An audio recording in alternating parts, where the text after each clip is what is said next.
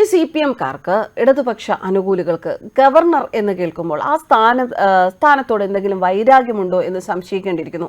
കാരണം ഇപ്പോൾ കഴിഞ്ഞ ദിവസം പുറത്തു വന്നൊരു വാർത്തയാണ്, ഗോവ ഗവർണറുടെ വാഹനവ്യൂഹത്തിന് നേരെ CPM നേതാവിന്റെ മകൻ സ്വകാര്യ കാർ ഓടിച്ചു കയറ്റി എന്ന ഒരു സംഭവം. ഇത് ഞായറാഴ്ചയാണ് ഈ സംഭവം നടക്കുന്നത്.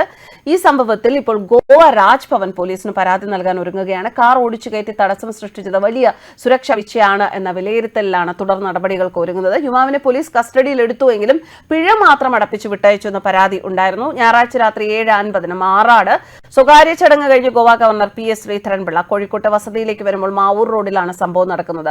CPM കോഴിക്കോട് ജില്ലാ സെക്രട്ടറി P മോഹനന്റെ മകൻ ജൂലിയസ് നിക്കിതാസ് ആണ് ഗവർണറുടെ വാഹന വ്യൂഹത്തിന് നേരെ എറ്റിയോസ് ലിവ വാഹനം ഓടിച്ചു കയറ്റിയത്. മാവൂർ റോഡ് പുതിയ ബസ് സ്റ്റാൻഡിന് സമീപം അഴകൊടി ക്ഷേത്രം റോഡിലേക്കുള്ള ജംഗ്ഷനിലാണ് സംഭവം. ഗവർണറുടെ വാഹനം കടന്നുപോയ ഉടനെ അതിന് പിന്നിലേക്കാണ് കാർ കയറിയത്. ഉടനെ പോലീസ് സുരക്ഷാ വാഹനം നിർത്തി. പോലീസുകാർ തടഞ്ഞു. സുരക്ഷാ ഉദ്യോഗസ്ഥർ യുവാവിന് നേരെ ആക്രോശിച്ചു. പോലീസിനോട് യുവാവും കയർത്തു. കാർ പിറകോട്ടെടുക്കാൻ വിസമ്മതിച്ച യുവാവ് വീണ്ടും യാത്ര തുടരാൻ ശ്രമിച്ചു എന്നാണ് പറയുന്നത്. ഇതോടെ യുവാവിനെ കസ്റ്റഡിയിലെടുക്കാൻ സുരക്ഷാ ഉദ്യോഗസ്ഥർ പോലീസിനോട് ആവശ്യപ്പെട്ടു.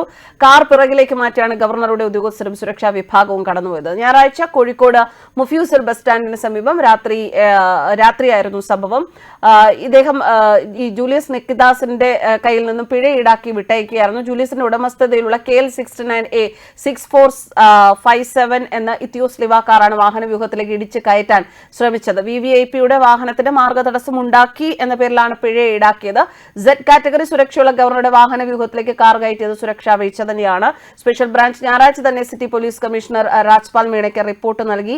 അത് വിവാദമാകാതിരിക്കാൻ സംഭവം പോലീസ് അതീവ രഹസ്യമാക്കി വെച്ചു എന്നും സൂചനയുണ്ട്. ഇൻസ്പെക്ടർ റാങ്കിലുള്ള പോലീസ് ഓഫീസറുടെ അകമ്പടിയും അഡ്വാൻസ് പൈലറ്റും ഒപ്പം മറ്റൊരു അകമ്പടി വാഹനവുമുള്ള Z കാറ്റഗറി സുരക്ഷയാണ് ഗവർണർക്കുള്ളത്. ഇതിനു പുറമെ ആംബുലൻസ്, അഗ്നിരക്ഷാ സേന അംഗങ്ങളും കൂടെ ഉണ്ടാകും. ഇത്തരത്തിൽ സുരക്ഷ ഒരുക്കിയ വാഹനവ്യൂഹത്തിലേക്കാണ് കാർ ഓടിച്ചു കയറ്റിയത്. മാറാട് അയ്യപ്പ ഭക്ത സംഘം ഹിന്ദു സേവാ കേന്ദ്രത്തിന്റെ ഉദ്ഘാടനം കഴിഞ്ഞ് ബേപ്പൂർ BC റോഡിലുള്ള എടത്തൊടി കൃഷ്ണൻ മെമ്മോറിയൽ ഹാളിൽ നിന്ന് രാത്രി തിരുത്തിയാടുള്ള വീട്ടിലേക്ക് വരുന്ന വഴിയായിരുന്നു സംഭവം. വീട്ടിലെത്തിയ ഗവർണർ പിന്നീട് കോഴിക്കോട് റെയിൽവേ സ്റ്റേഷനിൽ നിന്ന് തിങ്കളാഴ്ച പുലർച്ചെ 12:40 ഗോവയിലേക്ക് പോവുകയും ചെയ്തു. യുവാവിനെ കസ്റ്റഡിയിലെടുത്ത് കസബ സ്റ്റേഷനിൽ എത്തിച്ചു.